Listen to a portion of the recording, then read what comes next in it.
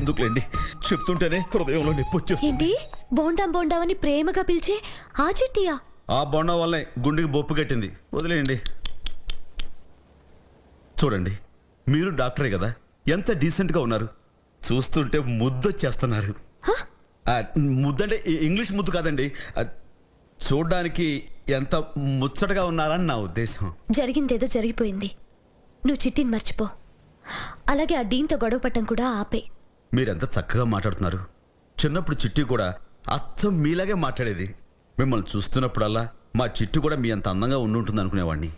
కానీ నేను చిట్టి కాదుగా. కాదులేండి.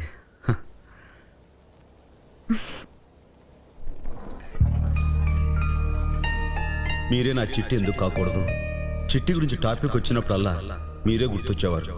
కానీ ఇప్పుడు మాత్రం నా మైండ్లో మీ బొమ్మ ప్రింట్ అయిపోయింది. ఏంటి ఏంటి ఏదో అన్నావు కదా? మీకేమనిపించింది? నువ్వేమైనా మాట్లాడావా? లేదే. నువ్వు మాట్లాడినట్టు నేనేదో విన్నట్టు అనిపించింది.